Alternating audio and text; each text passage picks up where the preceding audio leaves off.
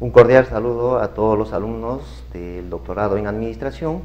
Les habla el doctor Julio César Sanabria Montañez, docente del curso de Economía y Finanzas Globales. En esta oportunidad voy a hacer un comentario puntual de la crisis financiera del primer mundo, como son las causas y consecuencias, producido en el año 2008 en los Estados Unidos. En esta sesión presentaré, como ya les indiqué, las causas y consecuencias de la crisis financiera del primer mundo, año 2008, mediante un resumen general y posteriormente se puntualizará los aspectos más relevantes. Entre los temas que se va a tratar es la crisis financiera de los Estados Unidos, el origen de la crisis financiera en Estados Unidos, las causas de la crisis, la propagación de la crisis y economías en desarrollo, los mecanismos de transición de la crisis a la periferia, las lecciones de la crisis y cómo salir de la crisis. Como ustedes saben, y es de conocimiento público, la crisis financiera de los Estados Unidos, que se manifestó durante el último trimestre del año 2008, gestaba pues en los años previos, fue una realidad mundial con serias implicaciones y cuyo resultado final aún es incierto, tal y como se puede deducir de las publicaciones económicas de las principales entidades especializadas como son el Banco Mundial o el Bank for International Settlement. Bien, como consecuencia o antecedentes de la crisis financiera de los Estados Unidos, que ayudan a entender su origen y su posterior revolución, habría que mencionar entre varios puntos los siguientes, fundamentalmente como origen de la crisis financiera en Estados Unidos. Y esos dos puntos son la consolidación del sistema financiero en el mundo, que viene a ser un menor número de actores y un tamaño superior, producto de la globalización financiera en el mundo. Y en segundo término, las fusiones y adquisiciones en niveles que no se habían visto antes, tanto en el sector financiero como fuera de él, ¿no? Como consecuencia de las alianzas estratégicas que la globalización obliga, ¿no? Tener alianzas estratégicas. Ahora bien, las causas son muchas, pero uno puede encontrar un origen en la abundante liquidez en este país entre 2002 y 2004.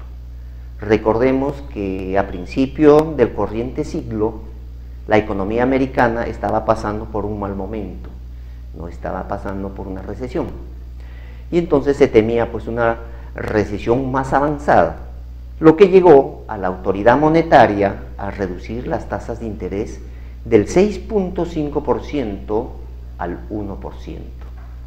Entonces la economía pues se venía debilitando, y fundamentalmente, aparte de lo que se mencionó, por tres causas principales. ¿Cuáles son? El derrumbe en los mercados tecnológicos, llamado la famosa crisis.com, los escándalos de la corrupción corporativa, fundamentalmente entre las grandes empresas corporativas, y la amenaza del terrorismo, ¿no? Justamente viene, ¿no?, las Torres Gemelas.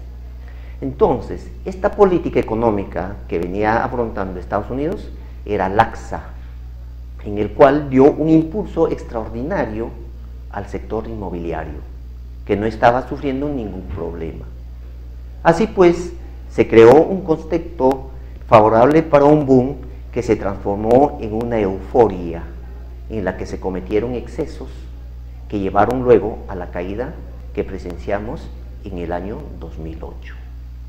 Obviamente, los bancos multiplicaron su oferta de préstamos hipotecarios, movidos por el aumento de la demanda y por efecto que tenía la titulización, que era un nuevo activo financiero, sobre la capacidad de prestamistas en las entidades. Luego pues llegaron hasta el punto en que concedieron préstamos de modo muy arriesgado a familias que no podían pagarlos si cambiaba o peor su situación económica. Fomentaron así lo que hoy en día se le llaman las hipotecas subprime, que tenían mucho más riesgo de impago porque se concedían a personas con pocos recursos económicos.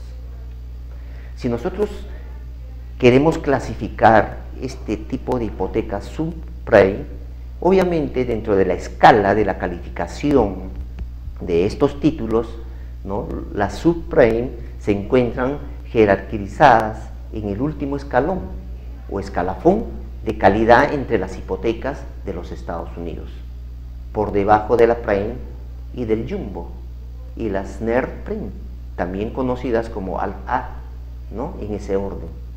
Entonces, para compensar el alto riesgo que conllevaban dichos préstamos, los bancos impusieron tipos de intereses más altos a los prestatarios, de modo que las amortizaciones mensuales tenían que soportar estos eran mucho más duras que lo normal. Entonces, si nosotros podemos ya enfocar las causas fundamentales de la crisis, podemos citar bajas tasas de interés desde el 2001, crédito fácil y precios de activos sobrevaluados, falta de regulación efectiva. Como ustedes saben, en Estados Unidos no hay una superintendiente de banca seguros, no hay un banco central de reserva. La metodología es el libre comercio, el libre mercado, y por lo tanto no hay una entidad que regula las altas o las bajas de la situación económica y financiera, fundamentalmente en los Estados Unidos. Otro punto a considerar en las causas de la crisis es pues los déficits fiscales y cuenta corriente en los Estados Unidos, en el Reino Unido y España fundamentalmente, mientras que su contendor, que es China, sí tenía superávit. ¿Por qué hablamos de déficits fiscales y cuenta corriente? Déficits fiscales significa, ¿no?, más gastos que ingresos, en cuanto se refiere a la recaudación como política fiscal en los Estados Unidos. Y déficit en cuenta corriente significa que las importaciones son mayores que las exportaciones. Ello significa también que los niveles de producción eran cada vez menores, por esa razón que se importaban más bienes y servicios. Otra de las causas fundamentales de la crisis podemos mencionar también la innovación financiera, muy veloz y pocas entidades, o sea, poca entendida por el mercado. ¿Sí? La globalización permitió eso, ¿no? Los capitales, ¿no?, fluían de un país a otro país, y esa innovación generó nuevos activos financieros. Entre ellos podemos mencionar lo que ya indicamos, la titulización, el mercado de derivados, los futuros, los forwards, las opciones, ¿no?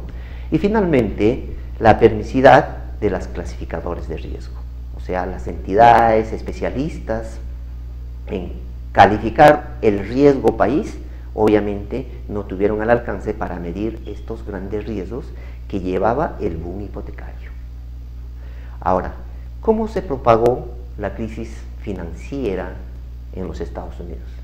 Bueno, pues la crisis comenzó y se propagó en Europa, ¿no?, con la contracción económica en las organizaciones para la cooperación y desarrollos económicos, que bajó a menos 3% en el año 2009, producto obviamente de la crisis financiera de los Estados Unidos. Y fundamentalmente también ahí es preciso mencionar el leve crecimiento en las economías emergentes y países en desarrollo en el 2009.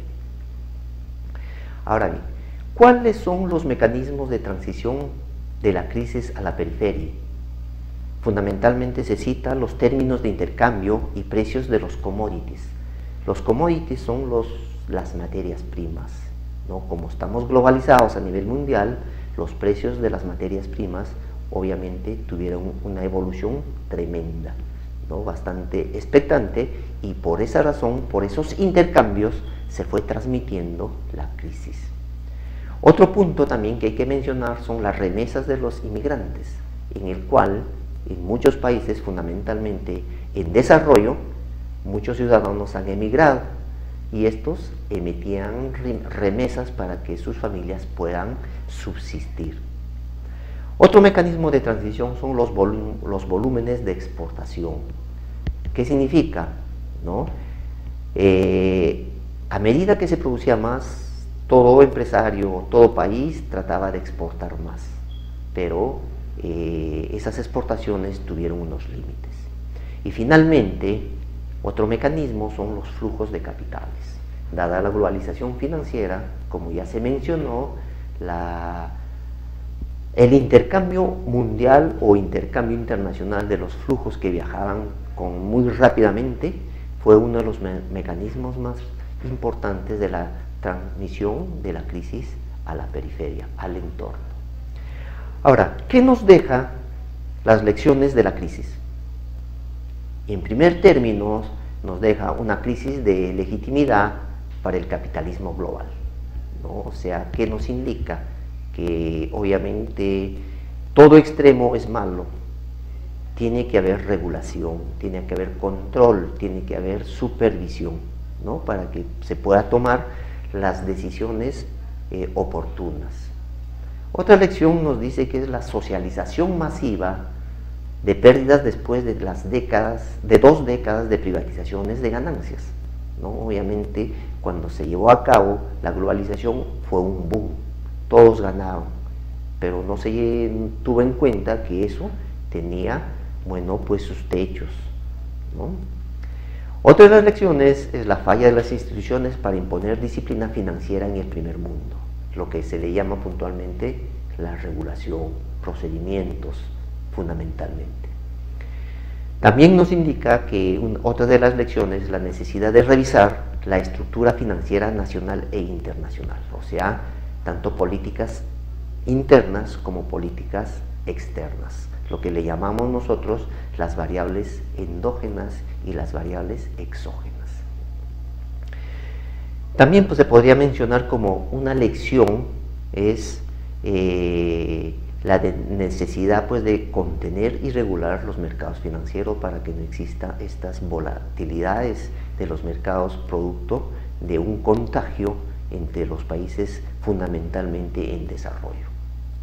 Ahora, también se puede mencionar que existen otros problemas de la economía global, por decir alta desigualdad internacional, calentamiento global, aumento de la migración, ¿no? Desigualdad internacional, obviamente, hay países más poderosos que otros, y eso de alguna manera o directamente se podría indicar que afecta las economías a nivel mundial, y esa es una de las principales consecuencias de la crisis financiera de los Estados Unidos. ¿Cómo salir de esta crisis? Que actualmente lo seguimos viviendo. Nos indican que la crisis financiera en los Estados Unidos no se resuelve. Hay algunos investigadores, hay algunos catedráticos de prestigio que dicen eso, no hay políticas porque está muy globalizada. ¿Por qué? Porque se han paralizado las decisiones, o sea, no hay buenas decisiones por parte fundamentalmente de los gobiernos que dan pues los lineamientos básicos para salir de una recesión, de una crisis, ¿no? Ahora, también existen los famosos rescates, pero tiene que haber rescates sin nacionalización, ¿no? El rescate son las ayudas que dan los organismos internacionales para poder paliar los momentos difíciles que puede encontrar una institución financiera, como puede ser un banco, una corporación. Otra forma también que indican para salir de la crisis es que el Fondo Monetario, ¿no?, llama o fomenta que debe haber una expansión fiscal global. Entonces regresamos al modelo keynesiano. Cuando hablamos de expansión fiscal, ¿qué quiere decir? La política fiscal pues es la política de cómo un gobierno, un Estado, va a recaudar fondos para incurrir en sus gastos, ¿no? Entonces, Keynes dice que tiene que haber la participación tanto del Estado como de los privados. Esa es la única fórmula que algunos pensadores indican que se debe hacer mediante el Fondo Monetario Internacional. Otra de las formas de salir de la crisis es la respuesta de China. Como se sabe, China ahorita es la sombra de los Estados Unidos, tiene niveles de producción bastante expectantes y bueno, se tendría que coordinar, ¿no? Para poder concertar y dar políticas de ayuda, y de esa forma los países desarrollados poder salir de las crisis que se está atravesando actualmente. Otra forma de salir de la crisis es el Grupo 20, que está formado por los 20 países más ricos del mundo, y se plantea un nuevo sistema Bretton Woods. Como ustedes saben, el sistema Bretton Woods es la forma que se dio la forma del tipo de cambio a nivel mundial. Como ustedes saben, hoy en día el tipo de cambio es flexible, pero como patrón dólar. El dólar viene a ser la moneda principal en el mundo, en el cual está, se podría indicar que la moneda de mayor circulación, que se puede hacer cualquier transacciones a nivel del mundo. Otra forma de salir de la crisis nos indican que es que darle al Fondo Monetario más recursos. Como ustedes saben, justamente en el sistema de Bretton Woods, ¿no?, nos indica que este sistema creó el Fondo Monetario Internacional. Pero ¿cuál fue la misión de esta creación? El Fondo Monetario como objetivo tiene de dar préstamos a los países que se encuentran en problemas de balanza de pago, o sea, los que tienen mayores importaciones y menos importaciones, ¿no? Ese es el papel fundamental que cumple el Fondo Monetario Internacional, y por lo tanto muchos estudiosos indican que se le debe dar mayores recursos a este fondo para que el fondo pueda ayudar a los países que se encuentran en problemas. Es importante también mencionar, ya para culminar, las fortalezas y debilidades en América Latina, en esta crisis de los Estados Unidos. Fundamentalmente o relativamente existe altos niveles de reserva, ¿sí?, las reservas internacionales, y una menor inflación. También como fortaleza se puede indicar menor nivel de deuda, ¿no? Los tipos de cambio son más flexibles. El endeudamiento del sector privado es manejable, ¿no? Entonces, pero fundamentalmente una de las debilidades que se puede mencionar es la desigualdad persistente y reducida en la cohesión social, ¿no? Eso es lo más importante que hoy en día están afrontando los países en desarrollo y, por qué no decir, los países latinoamericanos en esta crisis que venimos llevando desde el 2008. Como conclusión, para terminar esta pequeña conferencia, se puede indicar que la causa real de la crisis financiera fue la toma de riesgos excesivos por parte de los actores tradicionales e importantes por su tamaño y de liderazgo, ¿no? Consecuencia al apetito por el riesgo que generó la liquidez que se caracterizó a la economía mundial, ¿no? O sea, en los años que acabamos de mencionar, lo cual repercutió en una disminución en los spreads, o sea, en el margen financiero de la mayoría de los bonos emitidos por emisores con calificaciones bien diferentes. Muchas gracias.